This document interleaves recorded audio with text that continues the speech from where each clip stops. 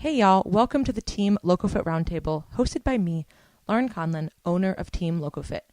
Each week, I am joined by one of our coaches to dive headfirst into the nutrition, training, mindset, and coaching strategies we use with our clients. If you loved the show, please subscribe, leave us a review, tell a friend, you know the drill. And for more information about coaching, the programs we offer, and additional content, visit teamlocofit.com. All right, and welcome back, guys. I am joined this week with Coach Karina. Hey, guys. And today's episode, we are going to go over another situation that was sent in. And this is a really, I would say, common question that I get because I've done some content with Dr. Campbell about body fat testing. When I was competing, I was very open about talking about body fat testing and kind of how I was using it. So I think just because of that, people will ask me questions about it, and they are really valid questions, and there's so many different ways to track things, and there's so much kind of confusion around body fat testing in general. So let me read the question, and then we're going to get into it. I'm a 40-year-old Gen Pop female. I lift weights for 45 minutes a day, 5 times a week, followed by about 20 minutes of steady state cardio.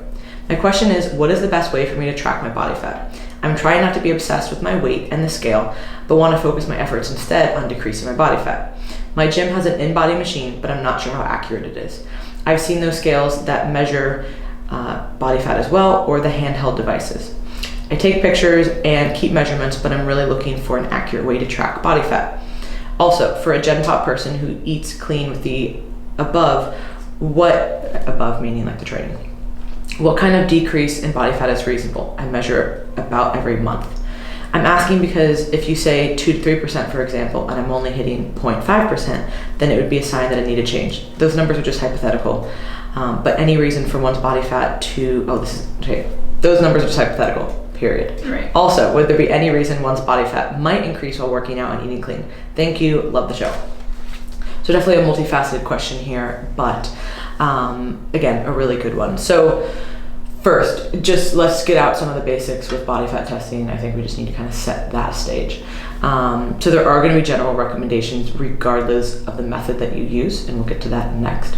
But when you are tracking body fat, you have to make sure everything is as consistent as possible. No measurement device, doesn't matter what you're using, who you're doing it with. If you, as the subject or the person, are coming in and are not controlling things yourself, it doesn't matter because the way that things are detected, it's just going to completely throw it off. Right. So all modalities of body fat testing, none are actually accurate. So none can actually be accurate. But if you do them correctly and you standardize your method of testing, they are reliable, which is why we say, if you go get your body fat test done, it might not be accurate, but this is why we encourage you to track it, because you can use that parameter as an arbitrary number to just observe those changes, and those changes are very real. So that's definitely something to consider. Yeah, I always try to tell people the actual percentage matters a lot less than the changes. Mm-hmm. So it could say you're 20% or 10% or 40%, but if you're seeing a reduction or an increase depending on what your goal is, then that is hitting the mark. Same thing with the scale, right? Every scale is going to be a little bit different. So people are like, oh, I was traveling and there was a scale there. Totally invalid. Literally doesn't matter. Don't even waste your time weighing here because I don't care what it says. It could be exactly the same, but likely it's not. The floor is going to be different. The model of the scale is different. The place, it literally doesn't matter. Yeah. So when you are doing body fat testing, like Karina said, you want to be as reliable and consistent as possible. So always be fasted.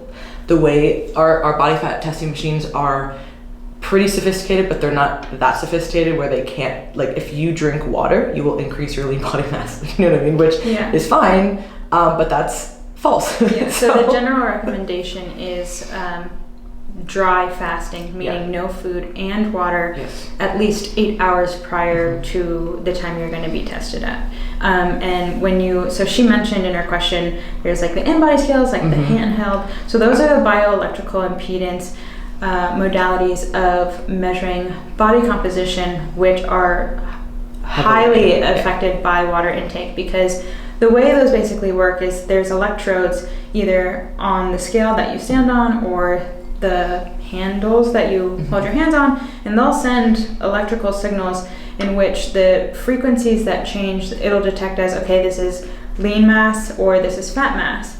Water is obviously going to be detected as lean mass. So when, for example, so I run the community testing at USF, and we do mainly body fat testing. That's our most popular appointment.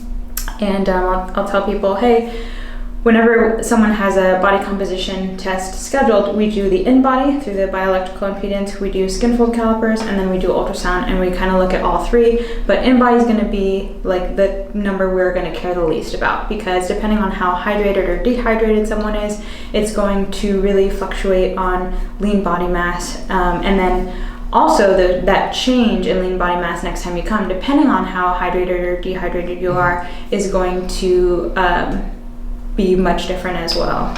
So that's why it's, again, really, really important to make sure you are as consistent as possible when you're coming in. So I know for me, I was even down to like roughly around the same hour, and that just kind of worked out because obviously I was doing it with Campbell and I would have to do it beforehand.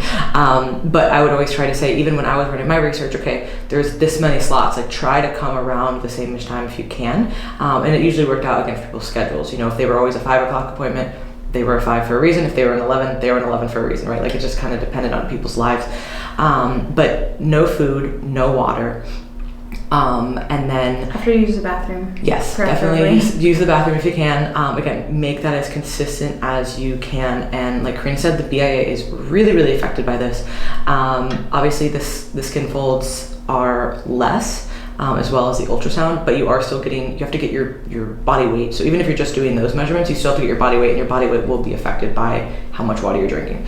Yeah. When we do body fat testing, we really only use the in-body to get body weight. Exactly. Like we don't really care that much about it's a good backup tool. So yeah. I wish we would have had it, because there was definitely times where things happened where you were like, seems like a big increase or a big decrease. And for the most part in research, like things are pretty normal, but there's always going to be the outlier. So you're like, all right, why was this happening? Or like, was this actually body fat? Was this water? Like, where were we? And especially obviously when you're testing females, there's going to be the menstrual cycle component. So some people hold a lot more water than others. Yeah. So it's nice to just be able to see, okay, like as a reference, like where is this?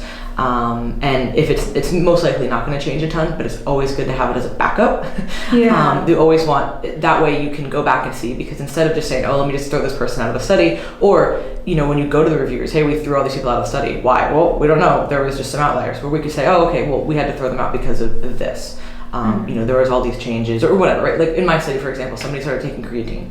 And this was a great demonstration of how creatine works, but he gained a bunch of lean body mass. And obviously that's because it's going to muscle and water, and it brings all that. Yeah, but did you guys not also do skin fold and ultrasound as well? No, we didn't have the in-body. We were like, why did this go up? Like it just, and then he told us, and like it just completely, it was like it was really off. So you didn't have the in-body? No, the lean body mass went up. Like a lot. On the in-body? No, on the skin regular fold calipers. Yeah. Mm-hmm. That's super interesting. Like his body weight But what changed. about ultrasound? Because wouldn't ultrasound same? His body weight changed, so it completely threw off the measurements. Oh. So like if he gained 5 pounds. Oh yeah, okay. Because you're still, all the body fat measurements are still based off of weight first and foremost. Yeah, I am not considering how frequently people test in research. Yeah. So sometimes it's on like a weekly basis. It's like every few months. Whereas I'm thinking about Gen Pop situation. If she's doing it once a month or like a few times a month. Okay, that makes sense. Yeah, we had to throw him out because we were like, hey, why did you gain a bunch of weight? And then that correlated with a very large increase in lean body mass. This doesn't really make sense in our context. And he's like, oh, we're like, we told you not to. Okay, thanks, but no thanks. We have to kick you out now. So for tests we recommend, we've already kind of talked about it a little bit, and this is what we've both worked with a lot. And I would say, in our opinion, at least from my, I think yours too, it's definitely detects the most changes as far as using skin folds and ultrasound, in my opinion. When you're doing something like an in-body or even like a DEXA, you're not really able to pinpoint as many changes, whereas for people who are on the very active or leaner end, using the skin fold and the ultrasounds, if you have the right technician, is really, really great. DEXA is called the gold standard because it's really good for population level research. You have a bunch of people that are coming in. If you have a research study with thousands of people, it's going to be really hard to do skin folds and ultrasound on all of them, whereas you can say, all right, just lay it on this table. It's obviously a lot less invasive for certain populations as well, which makes certain people more comfortable. So it really depends on the population that you're working with. Yeah. I will say, just to share something interesting from the ISSN conference. So Dr. Grant Tinsley out of Texas Tech University, he is the principal investigator out of that lab, and he did a study testing different modalities of body fat testing and seeing, again, standardized versus unstandardized measurements, which modality would essentially give not the same values, because if you don't standardize it, obviously, like, it's gonna be very different. But surprisingly, and this is not something that he would have hypothesized at all, DEXA actually had the closest value in standardized versus unstandardized testing. So standardized testing meaning, like, everything we said, make sure you're fasted, make sure you go to the bathroom right before, compared to, like, it's the same person, but maybe they had some water, they didn't go to the bathroom. It wasn't like the same value, but the variance in the numbers were closer than all the rest. Obviously, standardized is always going to be much better, but we were all kind of like, oh wow, that's not something we would have expected, because I think it was previously the thought that, like, DEXA is really cool, but we know that it might not be super accurate because you can see, like, bone mass and all those things. I think, again, it really depends on the population too. Yeah. And when you are working with certain subsets of people, it's going to be a lot better to do a DEXA, right? It's certainly, I would say that for a physique athlete, it's going to be far superior to do ultrasound. Some people are very difficult to pinch too. Yeah. So, like, there's a very specific technique that we use, and sometimes, I have to, like, literally take a guess because it's so hard to. That is where the ultrasound definitely helps versus the skin folds. It's like, okay, I don't trust the skin fold. Let's just. Yeah, but we do the skin fold so we can trust the ultrasound, because sometimes things will go awry there. And, like, there will be, because again, it is a machine, there are errors. Yeah. It'll pick up the wrong tissue as body fat. Especially the stomach. Drives me insane. That was, like, the bane of my existence, was, like, the ab measurement. But anyway, so I would say that if you have a skilled person that okay, this person is very reliable with their work, and, like, for example, at USF, everybody's very trained, something like a skin fold or an ultrasound is going to be great. But for most people who maybe don't have access to, a group like that, or even have access to an ultrasound technology, using something like an in-body or like a DEXA that has very little user error as far as, like, the person who's running the test, because there is really nothing that they're doing. There is no user error, there's only machine error, but you're hoping that it's low enough that it kind of offsets everything. And again, if you go every time, it doesn't matter what the percentage says. It could say 10, 20, 40. It doesn't matter if are we seeing total changes. That's what's going to be more key. So part of the question was, is in-body accurate? And it's like, yes, to a degree, right? Like, it's not going to be technically, it's not technically accurate, but it can be reliable. Yeah. So none of them are going to be. The definition of accuracy is, like, is it the true value? And, like, not even skin fold is super accurate. Not even ultrasound is super accurate. So is it going to be accurate? No, but that's not the number you should care about. The number you should care about is, okay, how did that change from the second time and the third time you got it done? So yeah. So I would say yes, if you have access to an in-body, I would definitely use it, but be aware of the changes, particularly with body water. So I would say, again, be as consistent as you can. Don't be like, all right, normally I'm, had a regular meal, had regular water, and then I got it tested. And then the second time you went, you were in the sauna for half an hour and you were dehydrated. Like, totally different situation. And the third time you went to, like, an all-you-can-eat sushi buffet. Yeah. Where, like, with so much glycogen, you, like, carry even more water. Like, you want to be as consistent as possible, almost, like, neurotic with it, just so that you can trust those values. Yes. Otherwise, there's literally no point in getting it. Especially if you're, like, going somewhere to pay for it. It's like, all right, you want to make sure. You want to make sure you're doing all the same stuff before. Same goes with blood work. We had a whole podcast on blood work, but same thing. Like, you're not going to, like, either not train for a week or,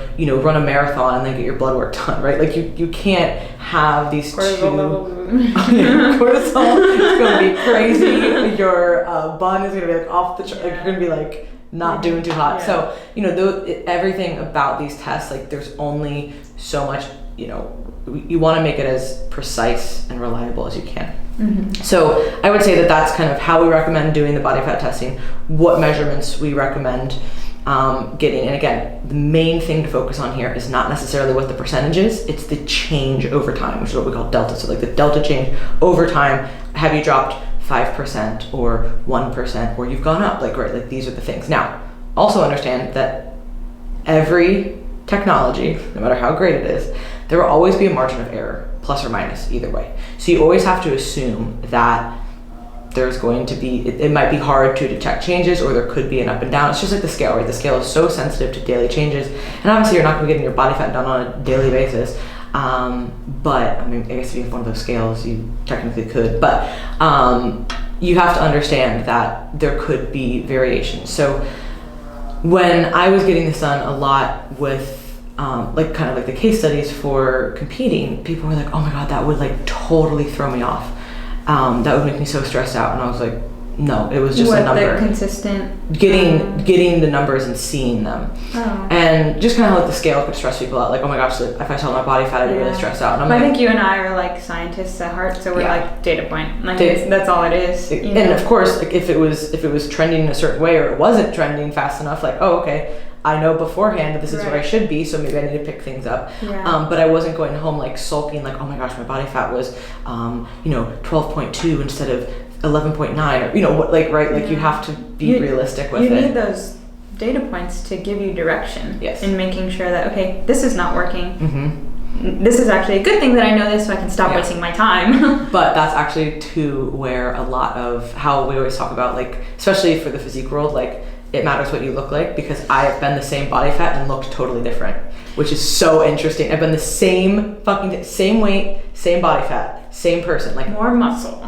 No, literally the same measurements, but I visibly just look worse. It's so interesting. Oh, look worse. Yes. Okay, I thought look better or worse. Like, and weird. It's just how things sit, and when you're at that extreme level, that's where that is like the eye for it, and not necessarily like just the number. That's what I was gonna kind of like say at the end, or almost to kind of like blanket everything, like, and worst comes to worst, pictures speak 1,000 words. Yes. Like, take photos every week, compare those over time. Yeah, so that's where the next point, what we want to get into, is like, does this matter? And there's a cost benefit to everything. And you know, if you're like the person who I just mentioned to when I said I was tracking this a lot, they were saying they would be so stressed out with seeing that number. Okay, don't get it done. Like, there's literally no point. It's interesting. I find it interesting. You find it interesting.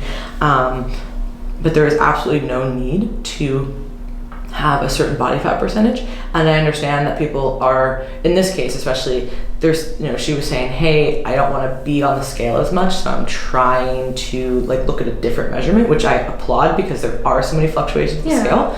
But this can become just as much of an issue if you become super neurotic about it, like, oh my gosh, what changed, or it didn't change this month, is my progress ruined? And that like ruins your whole day and your whole mood, and we don't want that either. No, we need to be realistic with it, like, okay, and even every month could be like kind of close to be seeing any drops. Like, that might be, unless you're in a really, really aggressive fat loss phase, I would say that might be a little bit too soon. Like, can you do it every month? Because thinking like relatively, say you have so relatively thinking about it, for example, because I know the question was like, what is a good rate of loss for body fat percentage? And we all love this answer. It depends. Because say you have a female who is 24% body fat. If she loses 1% body fat per month for a whole year, she's down to 12% body fat. Like, she doesn't really need to be that lean, like, you know, unless you're on stage. So, and that is for a very short amount of time. So it really depends on where you're starting. I think I briefly heard at the conference this past weekend, I went to the International Society of Sports Nutrition conference, that typically for most people a good rate of loss is 1% per month. So that's like 0.25 per week. But again, that's relative. So if you have like Laurin Conlon, who is already kind of lean, and she loses 1% every month, she's going to be not happy in 12 months because she's going to be too lean. So it really depends on the person. where your starting point is and what is essentially healthy for you, because also that body fat percentage point is going to be very different depending on genetics, your life demands and things like that. Mm-hmm. So yeah, I just thought it was really funny you said Laurin Conlon. Laurin Conlon. I'm right in. In case you don't know her last name. I do have a last name. It's not just Laurin. I know like 100 Laurens. But none of them are spelled like my name. No, yeah. Everyone always. I don't know any other kinds either. Yeah, someone spelled my name at Starbucks with 3 R's. I literally was like, wow, all right. My Spanish surprises you. Don't act like you. Fun fact: Laurin speaks very good Spanish. No, she grew up down south, and I have family in South Florida who is very Spanish, so I can say like with the Cubans. So yeah, no, literally, I took Spanish my whole life growing. I'm pretty much like all through middle school, high school. And then one day, like, I can't just like have a conversation, but like Karina was like just randomly asking me questions, and I was like this, and she was like, "Whoa, what?" I was like, "Dang." She's like, "Yo, all 20 questions, right?" I'm full of surprises. Yeah. I also know like 3 German words. I've already forgot them. I need to get back on my Duolingo. Yeah. Dude, this shit like. But I started getting, because I know how they develop the apps to be like addicting, and I was like, oh my god, like little I'm rewards. getting, like, literally the little dancing things. Yeah. If you guys need a language app, Duolingo. I love Duo. Apparently, I'm learning French on there, but I need to get back into. Is that why your computer switched to French? Maybe. Sometimes when I'm writing a paper, like my language setting will just switch to French, and it'll say like all my words are misspelled, and I'll go back and be like, I'm pretty sure that's how you spell athlete. I don't know, and then I'll check and it'll be like French, and I was like, oh okay. Okay. But anyways, back to body fat testing. Real off track there. So yeah, does it matter? Cost benefit. Also, there is a literal cost. So depending on what type of testing you're doing, where you're doing it, like this could be something that is really feasible for your budget, or something where, maybe it's kind of expensive and you don't need to do it that often. And maybe as a way to kind of just check in with yourself, kind of how we talked about with like the blood work. Like even if nothing's wrong, at least once a year you should be getting blood work, just as check in with yourself to see what's changing over time. So maybe it's a good thing, hey, once a year I'm going to do this just to see where I'm trending, because the body fat's one of those things that when you are not really paying attention to it, like you kind of look up in a few years and you're like, oh shit, like I'm not where I want to be. And that was a very gradual thing. It didn't just like come on out of nowhere. Oftentimes weight gain is very slow for people, but then they look up and they're like, wow, I'm pretty uncomfortable and I'm actually in an unhealthy position. Yeah, I think the most of the time when people come in for the work, so like to get their RMR tested and all 3 modalities of body fat testing, it's when they're like, okay, I'm starting like a fat loss plan, so they want to see where their starting point is, or they just got done with a show and they're like a week out and they want to see like how low they got, or they just went through like a drastic change, right? So I would see that as like, okay, I'm checking in on myself as to like, okay, how did this affect me? Where am I starting? Or how did this go? And it's usually, not super often. Yeah. So again, it's one of those things that, how often should you do it? Once a month is a lot. And I would say that it's probably going to be hard to see changes that quickly. Yeah. Unless, again, you're in a really aggressive phase. Yeah. So what I would probably recommend for most people is about every 8 weeks would probably be something that I would recommend instead, if you are trying to do it consistently. But I would say really a few times a year is probably more reasonable, unless you are tracking a very specific goal. Like that a show. is, again, that is understandable where you'd want to do that. But I would say that relying on using all this information, so relying on the scale and body fat testing, but also relying on photos, relying on measurements, relying on how do your clothes feel. Those types of things are really good feedback, and that's feedback that we have every single day. Like you put something on, and how many videos or photos have you gotten from clients like, oh my gosh, this used to fit me like terribly, or it used to fit me and then it didn't, and now it does again. Like that's really exciting, and like that's like a huge measure of change. Like, and that's not always parallel to a weight change either. No. So sometimes I'll be like, well, I haven't made any changes on the scale, but like my pants are a little bit looser. Yes. So in the waist, and the butt is tight, or like I need to get new pants because my butt's too big now. I'm like, yes, I'm here for that. Team tailor all of my pants. Thank you, Olivia. Really, I would die without you. Like I can't wear pants now if she doesn't tailor them, because I have to get like a certain size for my legs and my glutes, and I just like it just doesn't fit my waist, and I can wear a belt, but I still feel like it doesn't look as good as like if she just like takes it back. So she can do like jean shorts too. This is kind of insane. Okay, because I have some jean shorts that I need like they're like tight around the waist or tight around the butt, but like loose around the waist, so it looks like kind of frumpy, and I need that like fixed. All right. No, so anybody listening, if you reach out to Olivia, seriously, starts her own like fit chick big butt like tailoring business. Honestly, business idea. Okay, we're like that emoji I got right now.